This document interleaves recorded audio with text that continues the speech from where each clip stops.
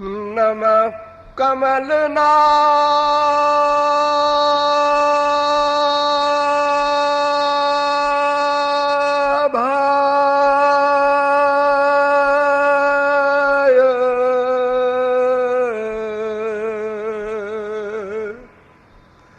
नमः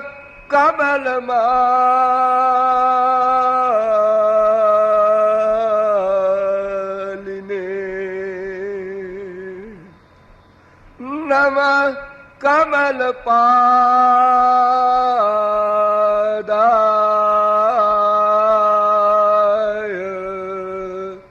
नमस्ते कमलेक्षण यो ब्रह्माणं विदधाति पूर्वं यो वै वेदांश्च प्रहिणोति तस्मै तद्वं ह देवमात्मबुद्धिप्रकाशं मुमुक्षुर्वै शरणमहं प्रपद्ये।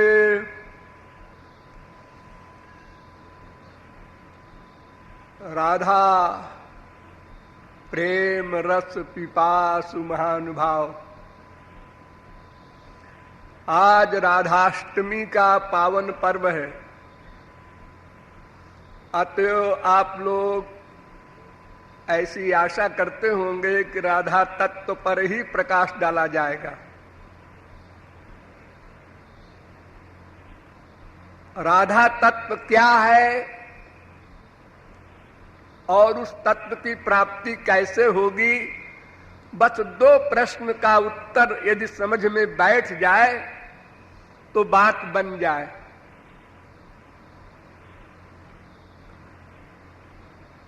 किंतु ये बैठे कैसे? राधा तत्व तो अनिर्वचनीय है।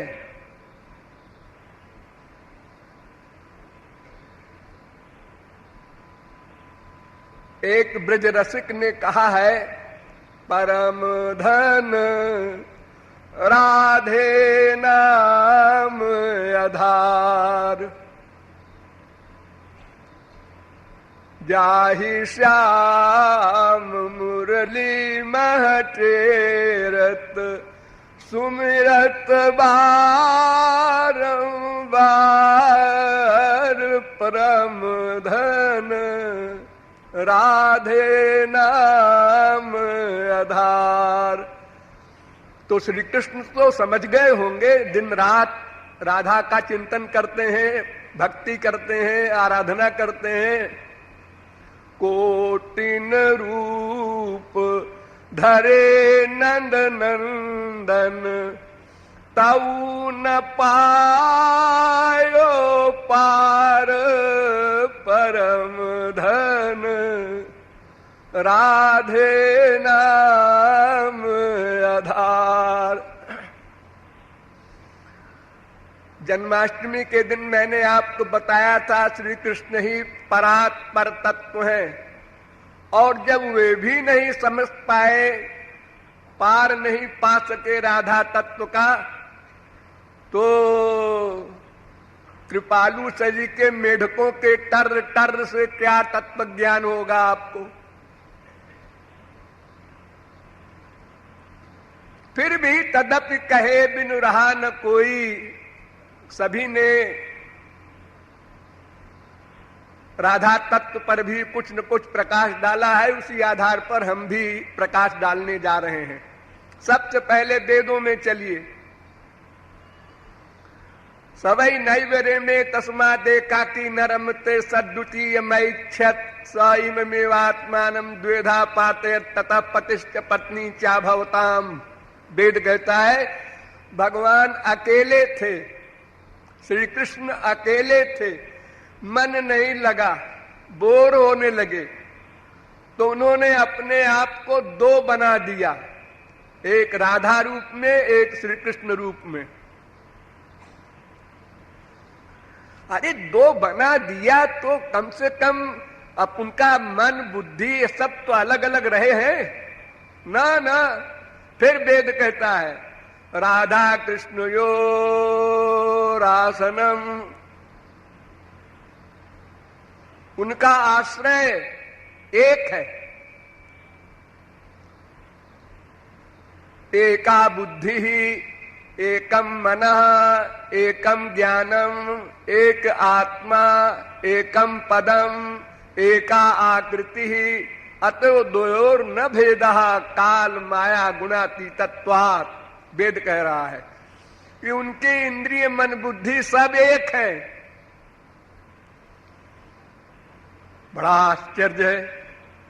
अगर एक अंतःकरण है दोनों का तो दोनों के विचार एक साथ चलेंगे, और एक साथ चलेंगे तो कोई लीला ही नहीं होगी। लेकिन भगवान की अघटित घटना पटी ऐसी योग माया के कारण एक अंतःकरण होते हुए भी अलग अलग दोनों में विचार पैदा होते हैं एक काल में। वेद कहता है सचरीरन सुरात्मानम द्विधा चक्रे। जब भगवान को लीला करने की इच्छा हुई तो अपने आप को दो बना दिया, एक राधा रूप में एक श्री कृष्ण रूप में। आत्मानम द्विधा करोद अर्धेन स्त्री अर्धेन पुरुषा। आधे भाग से स्त्री बनकर राधा बन गए, आधे भाग से पुरुष बनकर श्री कृष्ण बन गए।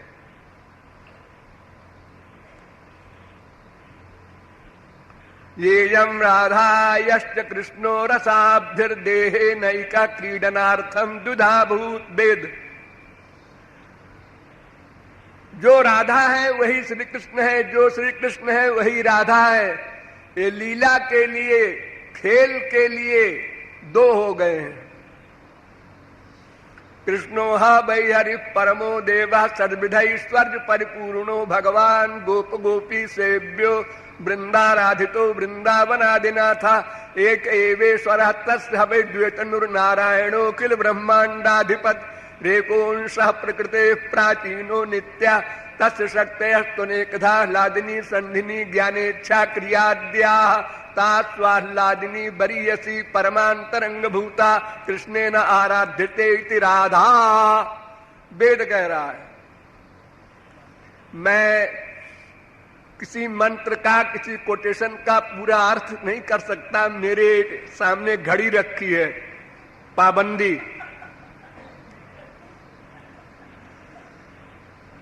तो भगवान जिसकी उपासना करते हैं उसका नाम राधा। क्यों जी, आप तो कहते हैं दोनों एक है। अब आप कहते हैं श्री कृष्ण जिसकी उपासना करते हैं वो राधा है, ऐसा वेद कहता है। हाँ, ब्रह्मवादिनो वदन्ति कस्माद् राधिका मुपासते। वेद में ब्रह्मवादियों ने, ब्रह्मज्ञानियों ने प्रश्न किया कि राधा की उपासना क्यों की जाती है। श्री कृष्ण की उपासना तो ठीक है, वो परात्पर ब्रह्म है। तो वेद ही ने उत्तर दिया, यस्या रेणुम पादयोर विश्व भर्ता। जिन किशोरी जी के चरण रज को ठाकुर जी रास में सिर पर धारण करते हैं, उनकी उपासना तो सर्वोच्च उपासना है। श्री कृष्ण भी करते हैं राधा की आराधना।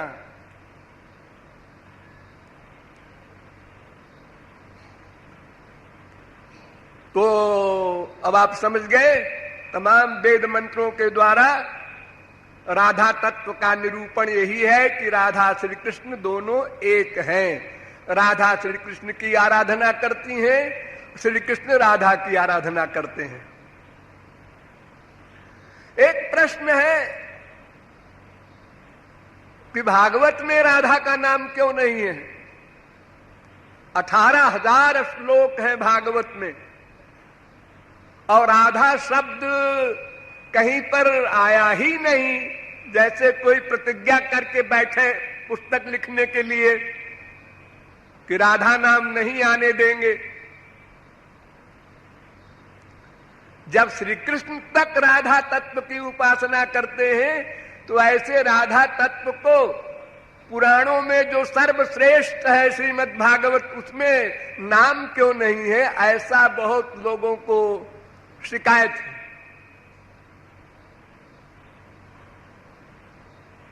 लेकिन और पुराणों में तो है, वो भी तो वेद व्यास के बनाए हुए हैं। वृंदावनेश्वरी राधा ब्रह्मांड पुराण, यथा राधा प्रिया विष्णु पद्म पुराण, राधा वृंदावने बने मत्स्य पुराण, तत्रातिराधिका शश्वत आदि पुराण, लक्षस कमलादास्य पद्म पुराण, आदौ राधाम समुच्चार्य पश्चात कृष्णम परात् परम सैव पंडितो योगी गोलोकम जाति लीलया ब्रह्म वैवर्त पुराण। ये तमाम पुराणों में राधा नाम तो आया है।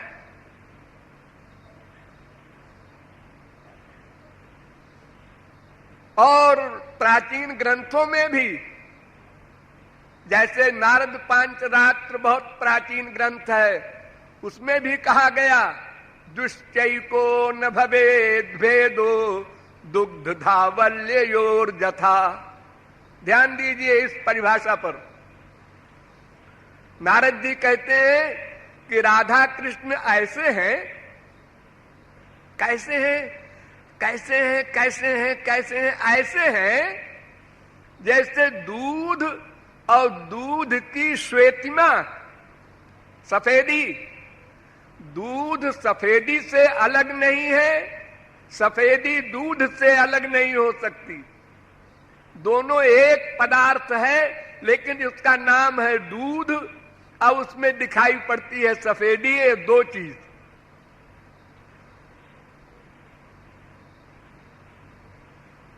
अच्छा, अब आपको हम समझाते हैं और तरह से। आपने कपूर देखा होगा? हाँ, कपूर, कपूर सफेद सफेद। कपूर में क्या होता है? एक तो कपूर होता है, वो ठोस चीज, और एक उसमें गंध होती है, सुगंध। तो जो ठोस चीज है कपूर, वो तो है श्री कृष्ण, और जो गंध है वो है किशोरी जी। अगर गंध निकल गई तो कपूर 0/100।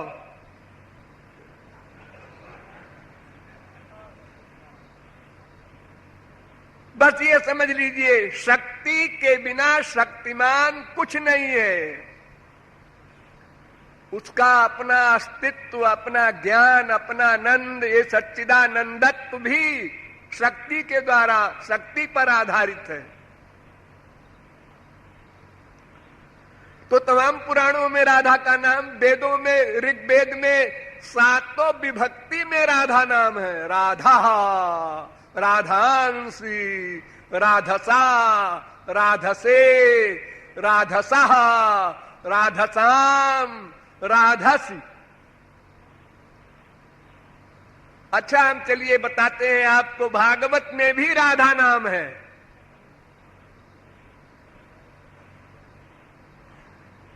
संसारी आदमी के नाम 2-2, 3-3 हो जाते हैं कहीं कहीं, और भगवान के तो अनंत नाम है।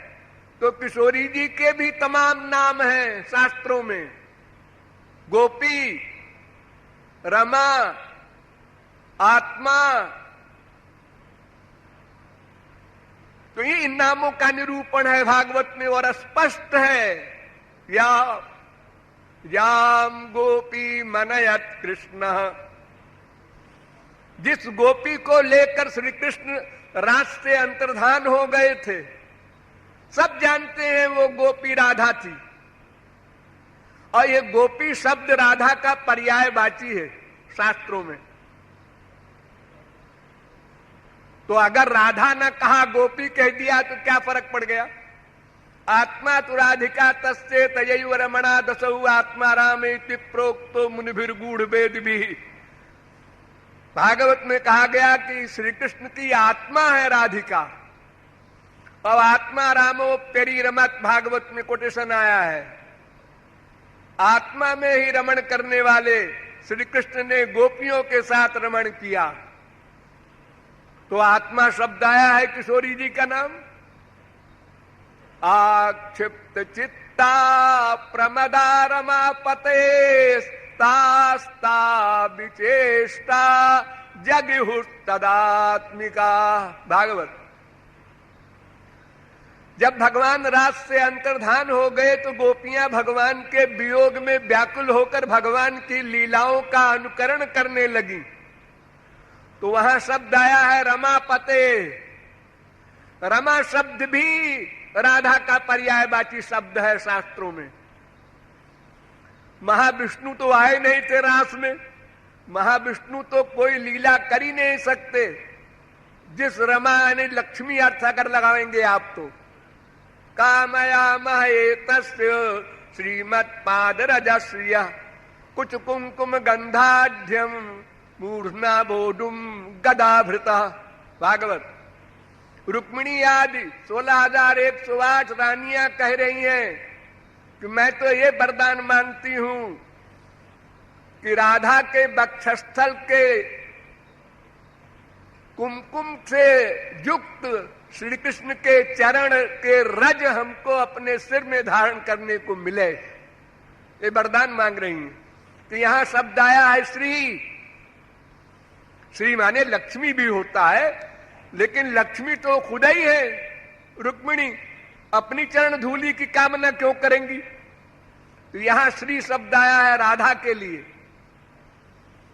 वेद में 2 शब्द आए हैं, श्रीश्चते लक्ष्मीश्च पत्न्या बहो रात्रे पारस्वे नक्षत्राणि रूपमस्मिनो व्यात्तम स्नान निखाण मुम खाण हरि ओम।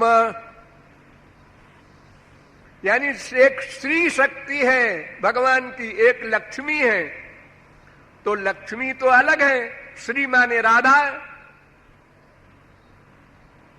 रे मे रमेशो ब्रज सुंदरी भीर यथार्भक स्वप्रतिबिंब बिंब।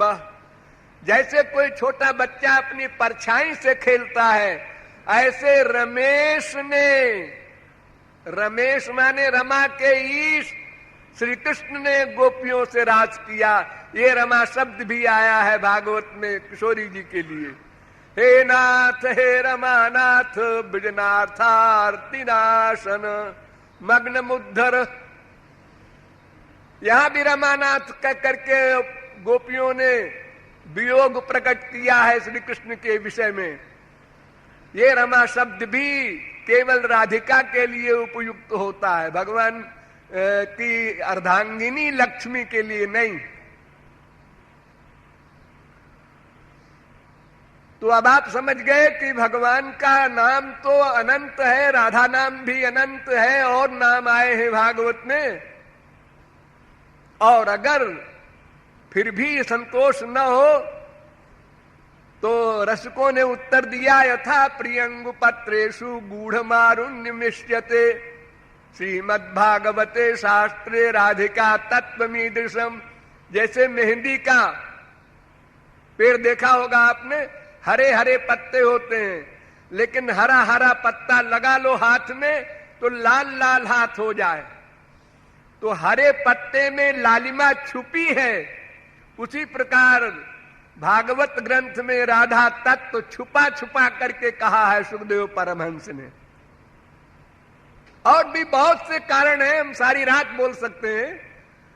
कितने कारण हैं जिन कारणों से राधा तत्व को स्पष्ट शब्दों में नहीं कहा, और कहा भी। अस्मत्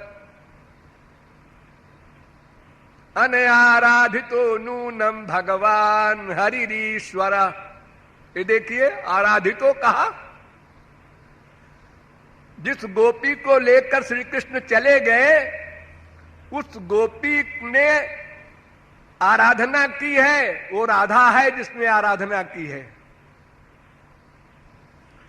अब आप लोगों को अंतिम निष्कर्ष बताने जा रहे हैं। भगवान श्री कृष्ण ने स्वयं अपने श्रीमुख से कहा है, देहस्ते हम तुम च ममासीति हंत प्रबादा प्राणस्ते हम।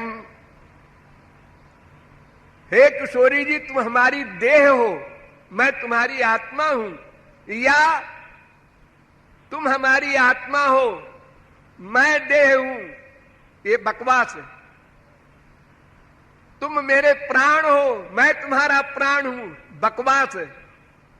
तुम मेरी हो, मैं तेरा हूं, बकवास है। फिर कैसे बोलोगे? लेकिन हम दोनों के प्रेम में जुस्मत अस्मत शब्द का प्रयोग नहीं हो सकता, मैं और तू का प्रयोग नहीं हो सकता, यानी दोनों एक हैं। अतएव राधा कृष्ण के बारे में आप लोगों को कभी भी किसी प्रकार की शंका नहीं करनी चाहिए। आज का विषय यहीं समाप्त किया जाता है। बोलिए वृंदावन बिहारी लाल की।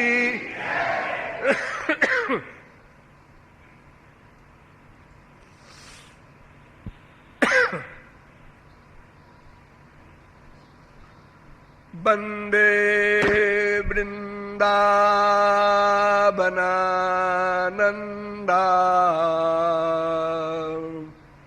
राधिका परमेश्वरी गोपिका परमा शुद्धा लादिनी शक्ति रूपिणी। राधा चरणारविंद मकरंद मिलिंद महानुभाव।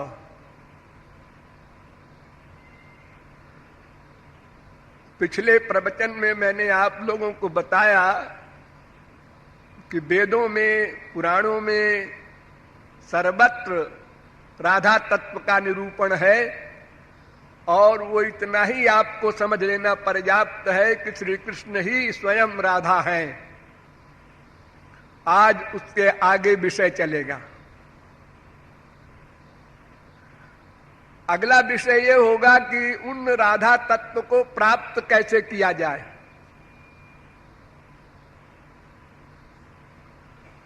इस प्रश्न के उत्तर के लिए भी पहले वेदों के पास चलना होगा।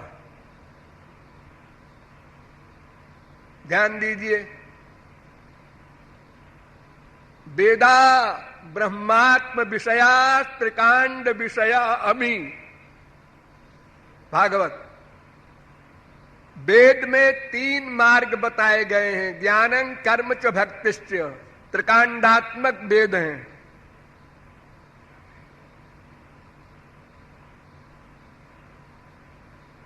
तो कर्म पर विचार किया जाए। सबसे पहले कर्म क्या है? उसको धर्म भी कहते हैं, कर्म भी कहते हैं।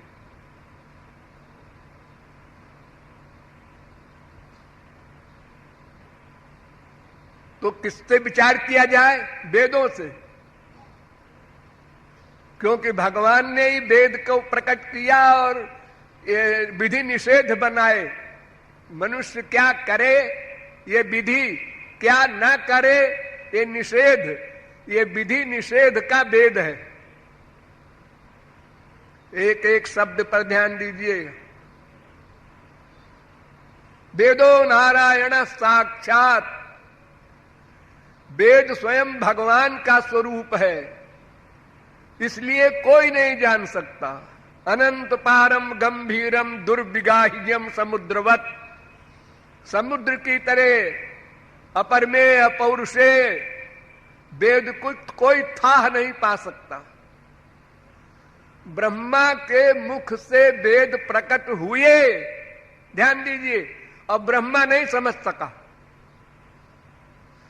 वेद प्रकट हुए, सब शब्द निकल रहे हैं, लेकिन उसका क्या मतलब है ये ब्रह्मा नहीं समझ सका, जिसने नथिंग से सब कुछ बनाया है, संसार बनाया है, सृष्टि की है।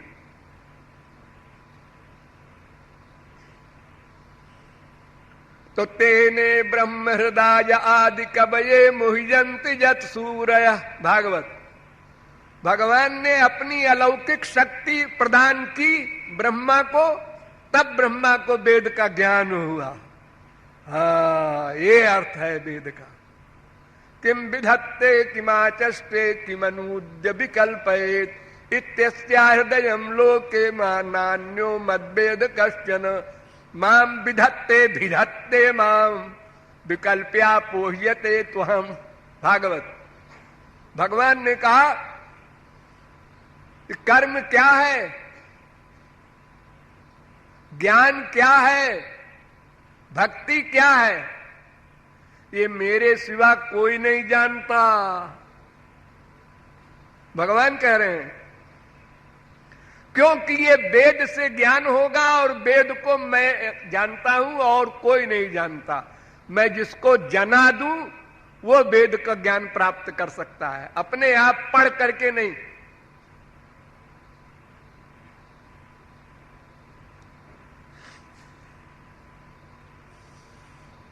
बड़ी मुश्किल, तो भी बताओ। तो भगवान से पूछा गया तुम ही बताओ। माम विधत्ते, कर्म मेरे निमित्त हो, वही कर्म है, वही धर्म है। और ज्ञान मेरे निमित्त हो, वही ज्ञान है। भक्ति मेरे निमित्त हो, वही उपासना है।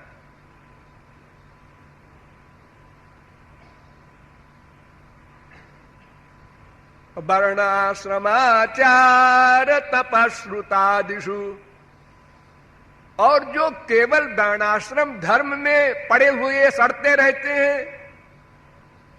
उनके लिए भागवत कहती है यशस्त्रियामेव परिश्रम पर।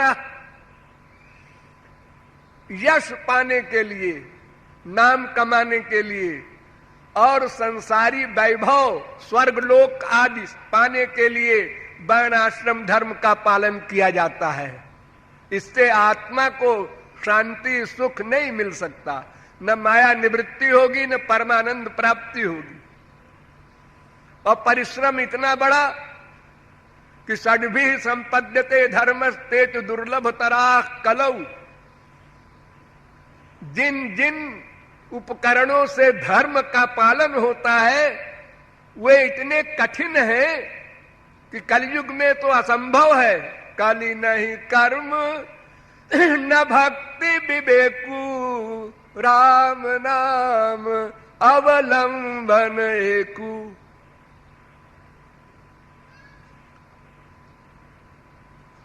तो धर्म का निरूपण इतना तो हम समझ गए कि भगवान के निमित्त जो धर्म हो उसी का नाम धर्म है, बस।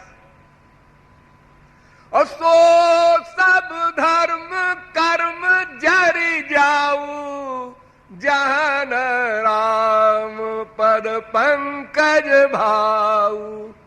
धर्म परायण सोई कुल त्राता, राम चरण जाकर मन राता।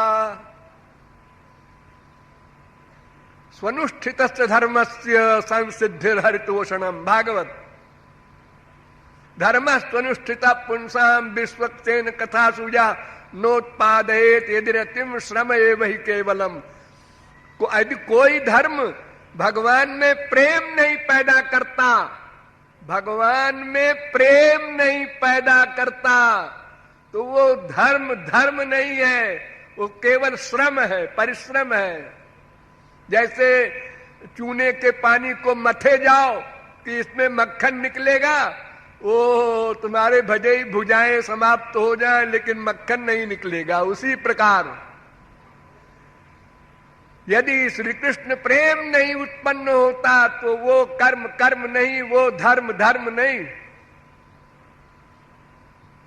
सकर्ता सर्वधर्माणाम जो भक्तस्तव केशव। देखिए चैलेंज कर रहे हैं वेदव्यास। सकर्ता सर्व पापा नाम जो न भक्तस्तवाच्युत। जो श्री कृष्ण की भक्ति करता है उसने सब धर्मों का पालन कर लिया, ये मान लिया जाता है। और जिसने श्री कृष्ण भक्ति नहीं किया वो सब पापों का करने वाला मान लिया जाता है। क्यों? इसकी साइंस भी समझ लीजिए थोड़ी देर में। श्री कृष्ण भक्ति करने वाले का अंतःकरण शुद्ध होता है, तो अंतःकरण शुद्ध होने से अधर्म होगा ही नहीं। और जो भक्ति नहीं करेगा तो उसका अंतःकरण शुद्ध हो ही नहीं सकता। शुद्धेत हीनांतरात्मा कृष्ण पदाम्भोज भक्ति मृते। शंकराचार्य तक ने माना है इस बात को।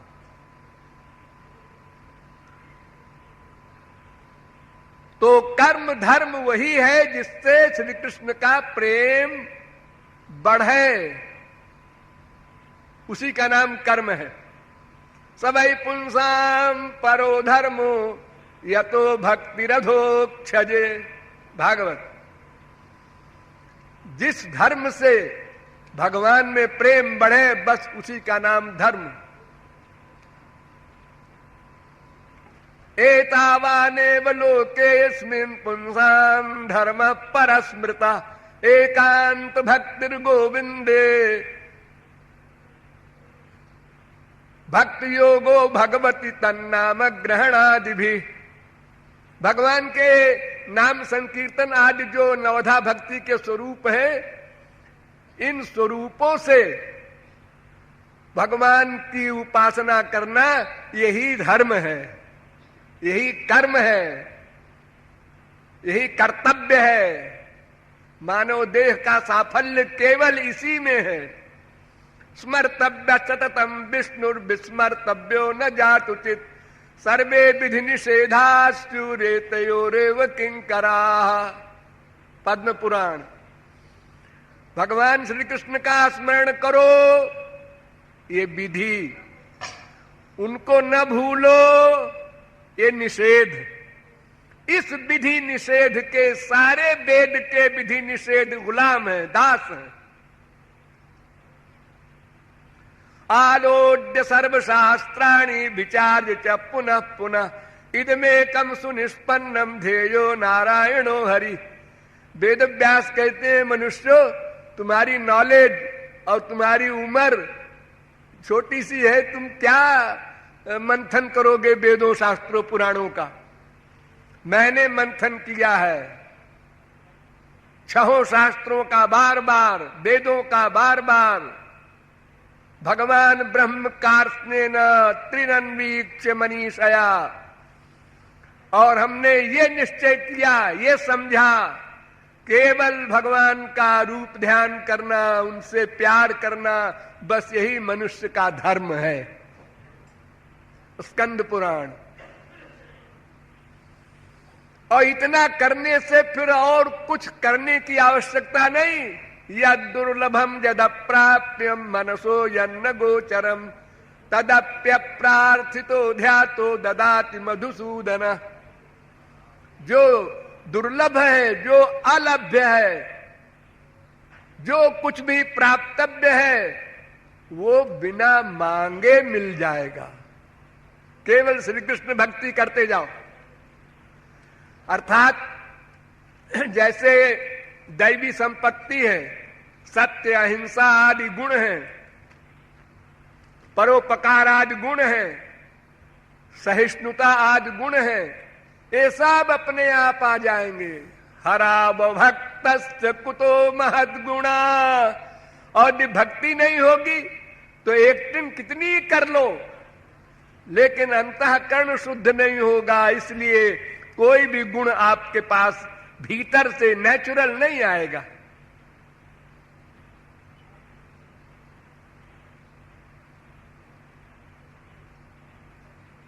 मर्त्यो यदा त्यक्त समस्त कर्मा निवेदितात्मा विचिकीर्षितो में तदामृतत्वं प्रतिपद्यमानो मयात्म भूयाय च कल्पते वै। जिन तत्वज्ञानियों ने कर्म धर्म, तत्वज्ञानियों ने सब धर्म कर्म छोड़कर केवल भगवान की शरणागति स्वीकार कर ली, ऐसे तत्वज्ञानियों को भगवान स्वयं दास बनकर अपना लेते हैं और अपना सर्वस्व निछावर कर देते हैं। यदा यमनुगृह्णाति भगवान आत्मभावितः सजहाति मतिम लोके वेदे च परिनिष्ठिताम।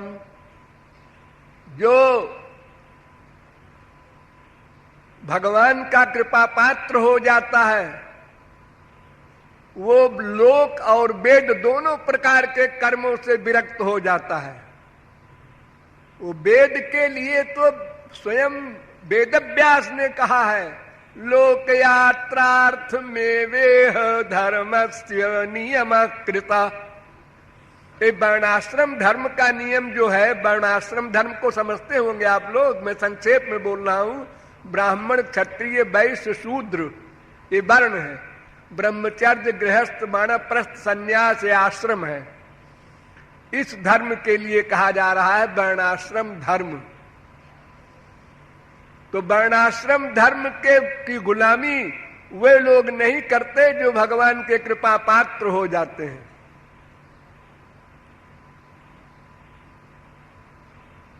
वे लोक और वेद में उनकी निष्ठा नहीं रहती है। तो कर्म धर्म का निरूपण तो इतना कठिन है कि अगर कोई करना भी चाहे तो मैं तो चैलेंज करता हूं कि असंभव है, असंभव।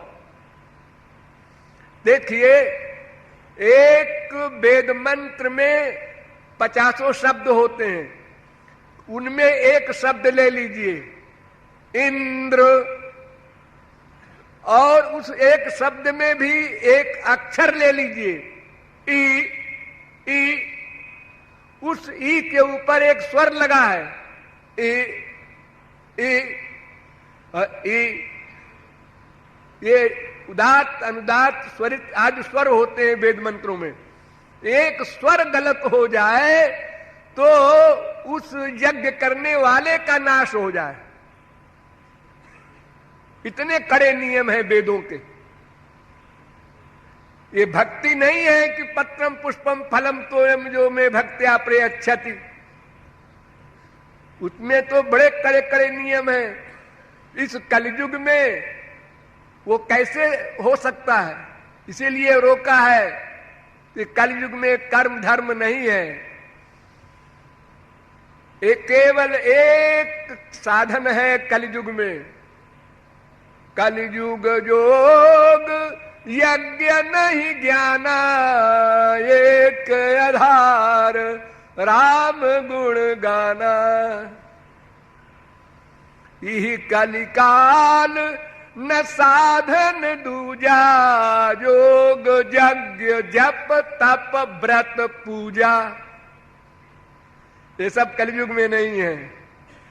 कृत युग सब योगी विज्ञानी, करि हरि ध्यान तरहि भव प्राणी।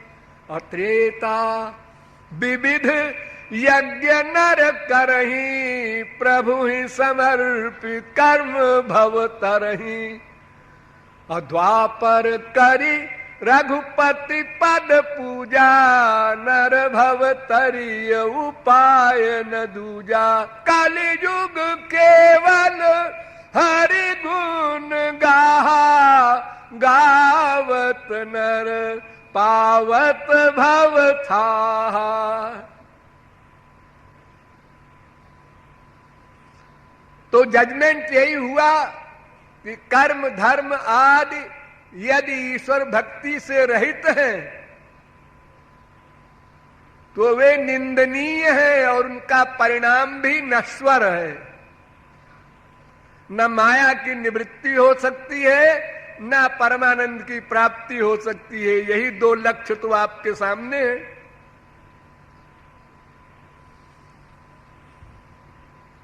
अब थोड़ा योग पर विचार कर लिया जाए। कुछ लोग एक मार्ग और बताते हैं इन 3 मार्गों के अलावा, योग। आस्थाय योगं निपुणं समाहितस्तं, नाद्य गच्छं यत आत्मसंभव। ब्रह्मा कह रहा है मैं बहुत बड़ा योगी हूं। ब्रह्मा से बड़ा कौन योगी होगा? लेकिन मैंने हजारों वर्ष योग में समाधि लगा करके ये पता लगाना चाहा कि मैं कहां से आया हूं।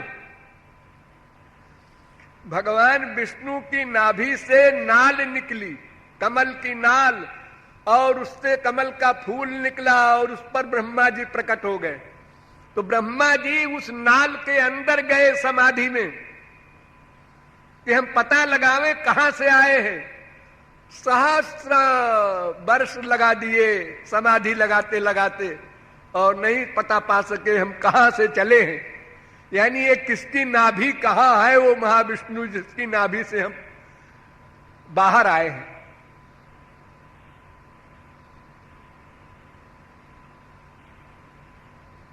एतावान योग आदिष्टो मच्छिष्यै सनकादिभिः सर्वतो मन आकृष्य मय्यद्धा वेष्ट्यते यथा।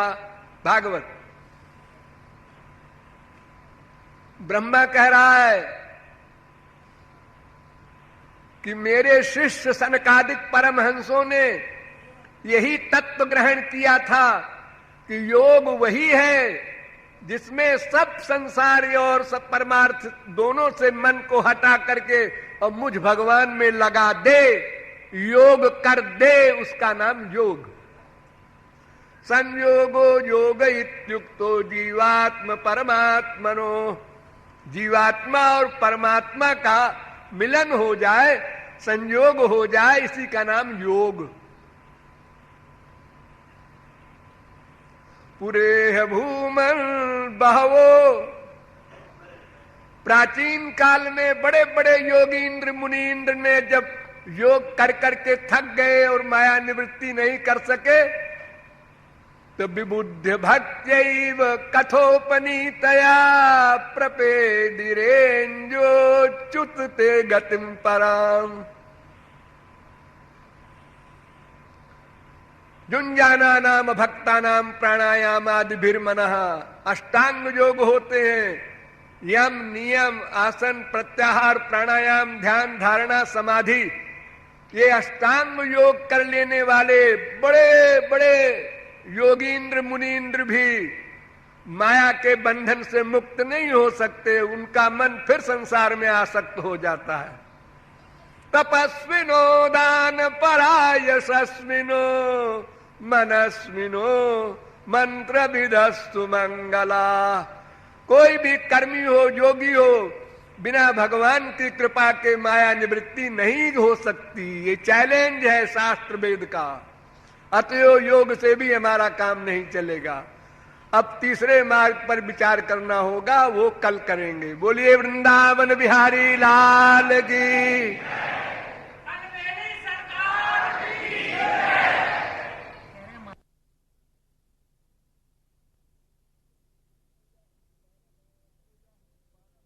यह परमानंद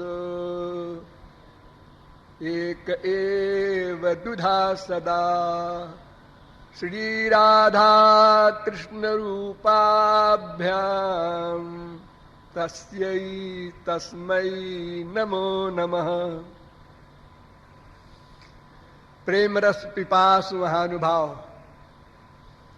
मैंने पिछले 2 प्रवचनों में आप लोगों को बताया कि राधा तत्व यद्यपि अनिर्वचनीय है, फिर भी इतना समझ लेना पर्याप्त है कि श्री कृष्ण ही राधा है, राधा ही श्री कृष्ण है। इन दोनों में कोई भी मतभेद या बुद्धि वैषम्य नहीं होनी चाहिए, वो भयंकर नामापराध हो जाएगा। दूसरे दिन मैंने आप लोगों को कर्म के विषय में बताया कि कोई भी कर्म हो, लौकिक हो, वैदिक हो, पौराणिक हो, स्मार्त हो, जब तक ईश्वर भक्ति से युक्त न होगा वो कर्म माया से हमें उत्तीर्ण नहीं कर सकता। और इसी प्रकार योग के विषय में भी मैंने आपको बताया कि योग भी चित्त वृत्ति का निरोध टेम्परेरी करता है। चित्त वृत्ति उससे सदा के लिए भगवान में लग जाए, माया से निवृत्त हो जाए, ऐसा नहीं हो सकता। अतएव योग से भी हमारा काम नहीं चलेगा। अब आइए ज्ञान मार्ग पर विचार करें। परिनिष्ठितोपि नैर्गुण्य उत्तम श्लोक लीलया गृहीत चेता राजर्षे अध्यगात संहिता मिमाम। सुखदेव परमहंस ये सुखदेव परमहंस मां के पेट में ही परमहंस हो गए थे। ये हमारे हिंदुओं के इतिहास में पहली एग्जाम्पल है। आखिरी नहीं कह रहा हूं, क्या पता और भी कोई आगे हो जाए। ये मां के पेट से 12 वर्ष निकले ही नहीं, इस डर के मारे कि माया लग जाएगी। जब वरदान मिल गया कि माया नहीं लगेगी, तुम परमहंस हो जाओ, तब मां के पेट से बाहर आए और बाहर आते ही चल दिए जंगल को। कहा ये पता नहीं, चले जा रहे हैं। दृष्ट्वानुजान्तम् ऋषिमात्मजमप्यनग्नम् देव्यो ह्रिया परिदधुर्न सुतस्य चित्रम् तद्वीक्ष्य पृच्छति मुनौ जगदुस्तवास्ति स्त्री पुंभिदा न तु सुतस्य विविक्त दृष्टे। सुखदेव परमहंस चले जा रहे थे। स्वर्ग की अप्सराएं नंगी स्नान कर रही थी। सुखदेव परमहंस ने देखा और नहीं देखा। उनके पीछे पीछे पुत्रेति तन्मयतया तरवोभिनेदुस्तं सर्वभूत हृदयं मुनिमानतोस्मि। वेदव्यास बेटे के पीछे भागते जा रहे थे। पुत्र सुनो, ठहरो, अभी तुम ब्रह्मचर्य का पालन करो, फिर गृहस्थ का करो, फिर वानप्रस्थ का करो, फिर सन्यासी बनो। लेकिन सुखदेव परमहंस ने सुने नहीं, बहरे नहीं थे, परमहंस थे। परमहंस न कुछ देखता है, न सुनता है, न सूंघता है, न रस लेता है, न स्पर्श करता है, न सोचता है, न जानता है। वो एक पत्थर के टुकड़े की तरह हो जाता है, उसको परमहंस कहते हैं।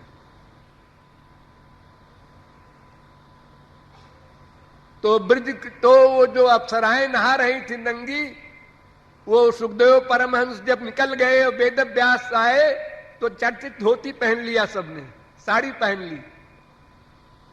तो वेदव्यास बूढ़े आए, बहुत बूढ़े, उन्होंने कहा चुड़ैलो, हमारे लिए पर्दा हो रहा है, हमारा बेटा जवान चला गया, उसके लिए तुमने आंख नहीं बंद की, न कपड़े पहने। तो स्त्रियों ने कहा महाराज हम लोग स्त्री हैं, हम पुरुषों की आंख पहचानते हैं। तुम्हारी आंख के सामने जब हम आए तो तुम्हारे दिमाग में आया कि ये स्त्रियां हैं और नंगी हैं, और ये बदतमीज नंगी क्यों नहा रही हैं। डांटना चाहिए, इनको समझाना चाहिए, ये पाप है। लेकिन सुखदेव परमहंस ने भी हमारी ओर देखा था। उनकी दृष्टि में कोई अंतर ही नहीं लगा, जैसे इधर देख रहे हैं, ऐसे इधर देख रहे हैं, ऐसे इधर देख रहे हैं, जैसे कोई मुर्दा की आंख हो। तो सुखदेव परमहंस है और तुम हंस हो। हंस उसे कहते हैं कि अच्छे बुरे का ज्ञान हो, लेकिन बुरे को न पकड़े, अच्छे को ही पकड़े रहे, उसको हंस कहते हैं। जैसे पानी को फेंक करके निकाल करके दूध पी लेता है हंस, इस प्रकार। और परमहंस उसे कहते हैं जिसको फीलिंग ही ना हो कुछ, आत्मा में लीन है। यत्र ही सर्वमात्मव्याभूत तत्र केनकम पश्येत केनकम शृणुयात केनकम जिघ्रीत केनकम मन्वीत केनकम विजानीयात विज्ञातारमरे केन विजानीयात, वेद कहता है। उनको कुछ भी फीलिंग नहीं होती, संसार की कोई भी नगाड़ा बजाओ उनके कान में कुछ नहीं सुनाई पड़ता विचारों के।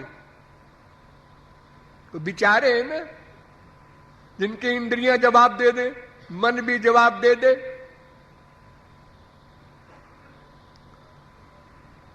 तो वे सुखदेव परमहंस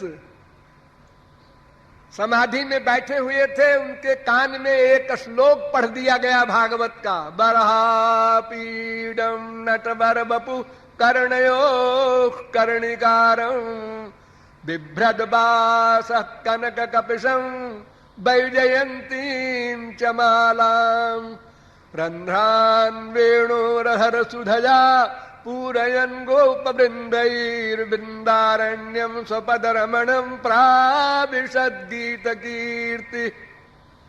ये श्लोक वेद व्यास के शिष्यों ने सुखदेव परमहंस के कान में पढ़ दिया, आंख खोल दिया। लेकिन फिर बुद्धि लगाया, समाधि तो चली गई लेकिन बुद्धि है। बुद्धि ने कहा क्यों जी, इतने सुंदर है श्याम सुंदर, तो भला हमको कैसे अपनाएंगे? हमको अपनाएंगे कैसे? हम तो इस योग्य है नहीं। तो दूसरा श्लोक पढ़ दिया शिष्यों ने। अहो वकीयं स्तन कालकूटं जिघांसया पाययदप्यसाध्वी लेभे गतिं धातृचितां ततोऽन्यं कं वा दयालुं शरणं व्रजेम। जिस पूतना ने मार डालने की मंशा से स्तनों में जहर लगाया और पिलाया, उसको भी आपने अपना लोक दे दिया। और किसी ने पूछा महाराज उसकी तो दुर्भावना थी। थी ठीक है, लेकिन जब उसका स्तन हमारे मुंह में चला गया तो मेरी मां हो गई। अब चलो हटाओ, उद्धार करो, हमसे कौन क्वेश्चन करने आएगा। हाँ, सुप्रीम पावर है भाई, उनको स्पेशल अधिकार भी होता है कृपा का, जैसे हमारे इंडिया में प्रेसिडेंट को होता है। तो अध्यगात संहिता मिमाम, वे उस बच्चों के पीछे पीछे चल दिए। तो बच्चे कुछ घबराए भी, ये बाबा जी गुस्से हो गए हैं, क्या बात है, हमारा पीछा कर रहे हैं। और वेद व्यास के पास बच्चे आए, उन्होंने कहा महाराज एक बड़ा तेजस्वी लड़का और भागा चला आ रहा है हमारे पीछे पीछे, हम भी भागे चले आ रहे हैं। उन्होंने देखा, उन्होंने कहा ओ सुखदेव हैं, भागवत का चमत्कार है ये। समझ गए वेद व्यास। उनके लिए कहा है अध्यगात संहिता मिमाम, 6 शास्त्रों से परे हो जाता है परमहंस। शास्त्र और वेद के मस्तक पर पैर रखकर चलता है, ब्रह्म विद्त श्रुति मूर्धनी। लेकिन आज वो फिर काका काका पढ़ रहा है, श्रवण मनन निधिध्यासन समाधि। 8 भूमिकाएं, 8 प्रकार की अवस्थाएं योग में है, मैंने जो बताया कल। और 8 अवस्थाएं ही ज्ञान की भी हैं, विवेक, वैराग्य, समाधि, सठ संपत्ति, मुमुक्षु, श्रवण मनन निधिध्यासन समाधि। वो समाधि से फिर लौट करके आया श्रवण पर, श्रोतव्य, भागवत सुना और परीक्षित को सुनाया, और आप लोग भी सब सुने उन्हें हैं। लेकिन ऐसे भागवत सुनने से काम नहीं चलेगा जैसे आप लोग सुनते हैं और समझते हैं हम भागवत सुन लिए सप्ताह, हम भी परीक्षित की तरह बैकुंठ गोलोक जाएंगे। ऐसे नहीं होता। तत्सिणवन विपठन विचारण परो भक्त्या विमुच्ये नर। भागवत में ही लिखा है कि भागवत को पढ़ो या सुनो, फिर उसके एक एक श्लोक पे विचार करो और फिर विचार करके डिसीजन लो कि श्री कृष्ण भक्ति ही सार है, और फिर श्री कृष्ण भक्ति करो, तब विमुच्चे नरः, तब मोक्ष मिलेगा। अगर ऐसे हो जाए 1 लाख 2 लाख में पंडित जी की भागवत सुन करके बैकुंठ मिले, बड़ा सस्ता है, फिर तो भाई करोड़पति लोगों को पहले मिलेंगे भगवान। हाँ,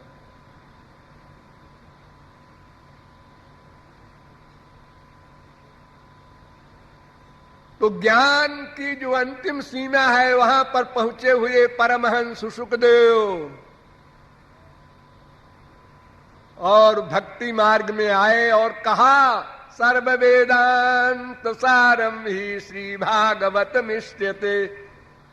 समस्त वेदांतों का सार, विशुद्धाद्वैत, विशिष्टाद्वैत, द्वैताद्वैत, द्वैत, अचिंत्य भेदा भेदवाद आदि जितने वेदांत हैं, सबका अंतिम सार है श्री कृष्ण का नाम रूप लीला गुण धाम जन का अवलंब लेकर कंप्लीट सरेंडर करना।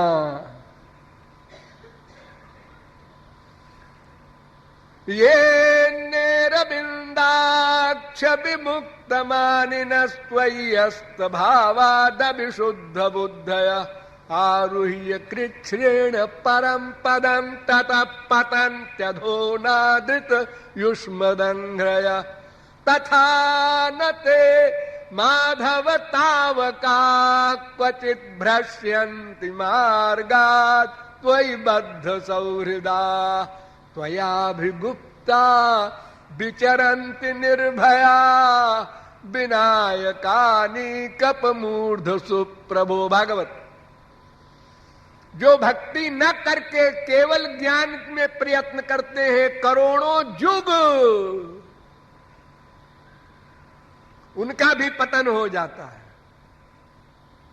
और भक्ति करने वाला जो साधक है, सच्चे मन से जो श्री कृष्ण भक्ति करता है, उसका पतन इसलिए नहीं होता कि भगवान उसके योगक्षेम को वहन करते हैं। निवृत्त तरसैरूप गीयमानात् भवौषधात् श्रोत्र मनोभिरामात् का उत्तम श्लोक गुणानुवादात् पुमान विरज्येत बिना पशुघ्नात्। संक्षेप में समझ लीजिए कि ज्ञान का जो परिणाम है वो है मोक्ष।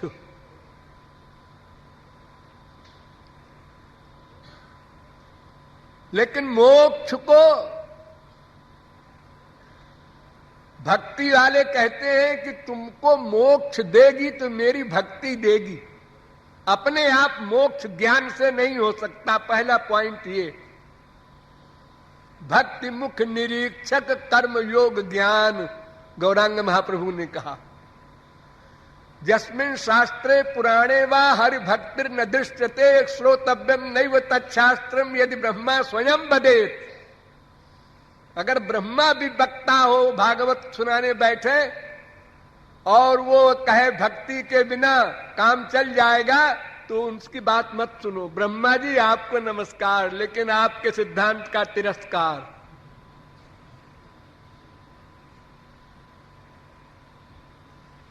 ज्ञान से मोक्ष भी मिल जाए, चलो मान लिया मिल गया मोक्ष, तो मोक्ष तो धर्म प्रोज्झित कैतवोत्र परमो निर्मत्सराणाम सताम। भागवत का पहला श्लोक। धर्म प्रोज्झित कैतव, कैतव रहित धर्म भागवत में है। ध्यान दीजिए। कैतव, कैतव माने क्या? अज्ञान तोमेर नाम कहिए कैतव, धर्म अर्थ काम मोक्ष वांछा आदि सब, तारो मध्य मोक्ष वांछा कैतव प्रधान। ये चार कामनाएं जो है, धर्म अर्थ काम मोक्ष, इनका नाम है कैतव, माने कपट, धोखा। इनमें सबसे अधिक धोखा है ज्ञान का परिणाम मोक्ष। क्यों? अगर हम कर्म धर्म में पड़े रहे, सड़ते रहे, तो कभी हो सकता है कोई महापुरुष मिले, तत्व ज्ञान दे दे और हम भगवत भक्ति कर ले और भगवान के परमानंद को प्राप्त कर ले। ये पॉसिबल है। लेकिन मोक्ष हो गया अगर, तो सदा के लिए भगवान में लीन हो गए। अब उसको न आनंद मिलेगा न दुख मिलेगा। अब उसको अंतःकरण ही नहीं है तो क्या अनुभव क्या करेगा बेचारा। और फिर जो लीला का सुख है भगवान के दर्शन आदि का, वो सब कुछ नहीं मिलेगा उसको। इसलिए परमहंस लोग कहते हैं, सनकादिक परमहंस, भगवान शंकर तक ने कहा, स्वर्गा पवर्ग नरके स्वपितुल्यार्थ दर्शिन। स्वर्ग, नरक और मोक्ष तीनों नरक है। मोक्ष को नरक के समान। आप लोग कीर्तन भजन आरती करते हैं, हमको तार दो हमको तार दो मांगते रहते हैं। सोचिए कितना गलत करते हैं। नंद नंदन कैशोरो लीलामृत महाम बुधौ निमग्नानाम किमस्माकम निर्वाण लवणाम भसा। परमहंस लोग कहते हैं जिनको प्रेम मिल गया है, अरे निर्वाण तो नमकीन समुद्र का पानी है और भक्ति रस तो अमृत का स्वाद देता है, माधुर्य है। कुर्बंत कृति नक्के चित चतुर्वर्गम तृणोपमम। चारों पुरुषार्थ नगण्य है, तुच्छ है, धोखा देने वाले हैं, हमारे श्याम सुंदर से हमको विमुख करने वाले हैं। इसलिए साष्ट सामीप्य सालोक्य सारूप्यकत्वम अप्युतो दीयमानम न गृह्णन्ति बिना मत सेवनम जना। अस्तु, डिटेल का समय नहीं है। ज्ञान से भी हमारा काम नहीं बनेगा, कर्म से भी नहीं बनेगा, योग से भी नहीं बनेगा, ज्ञान से भी नहीं बनेगा। केवल भक्ति ही ऐसी है कि मामेव ये प्रपद्यन्ते माया में ताम तरन्ति ते येषाम सैव भगवान दययेदनन्तः। भगवान जिस पर कृपा कर दे और माया की ओर भ्रिकुटी टेढ़ी कर दे, चली जाओ, बस उसी की माया निवृत्ति हो सकती है और कोई मार्ग नहीं है। साधक सिद्ध विमुक्त उदासी कवि कोविद कृतज्ञ सन्यासी योगी शूर सुतापस ज्ञानी धर्म निरत पंडित विज्ञानी ताराई न बिनु से ये माम स्वामी राम नमामि नमामि नमामि। कोई गति नहीं है। बारी मथे बरु होई घृत सिकताते बरु तेल बिनु हरि भजन न भव तरिय यह सिद्धांत अपेल। अंधकार बरु रवि न सावे विमुख राम सुख जीवन पावे। जहां लगी साधन वेद बखानी सब कर फल हरि भगति भवानी। अतएव हम लोगों को भक्ति ही करनी है। वो भक्ति अनंत प्रकार की होती है, जिसको जिसमें इंटरेस्ट हो, रुचि हो।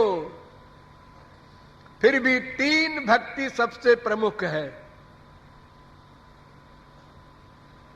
श्रवणम कीर्तनम ध्यानम हरेरद्भुत कर्मणः श्रोतव्य कीर्तितव्यश्च स्मर्तव्य।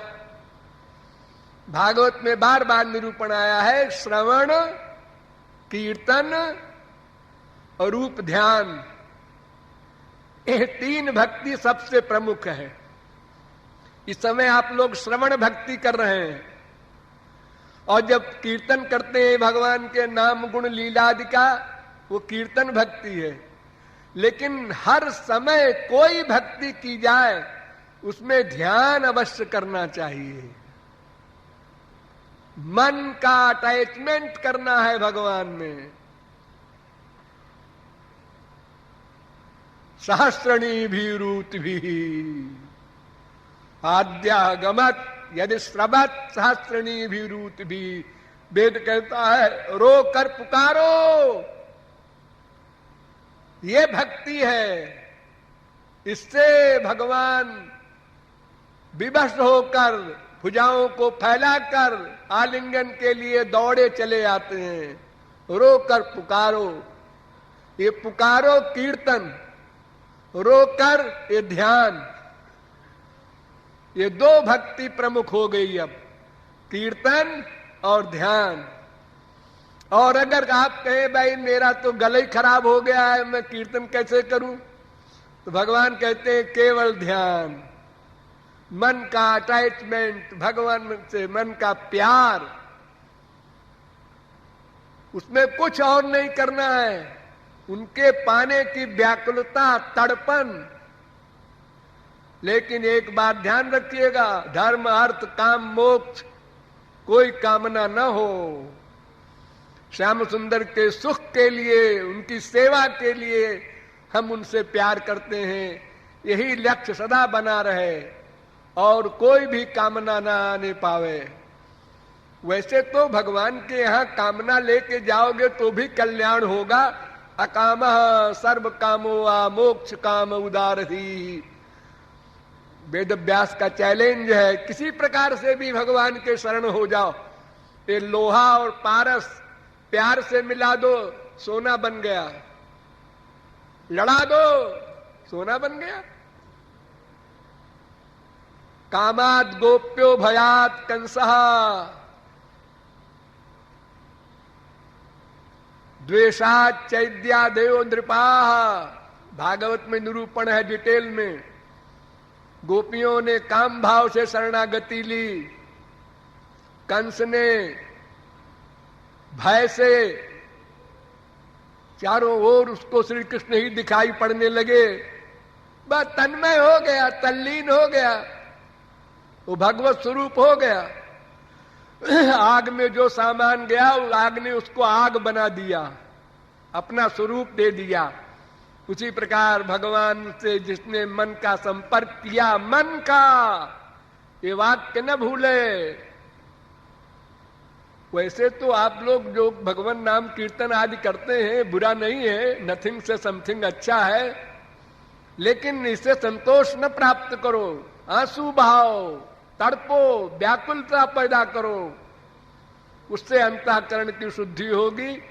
तब अंतःकरण शुद्धि से गुरु कृपा द्वारा भगवत प्रेम मिलेगा, तब भगवत दर्शन और भगवत सेवा का सौभाग्य प्राप्त होगा। शेष फिर कभी। बोलिए वृंदावन बिहारी लाल की।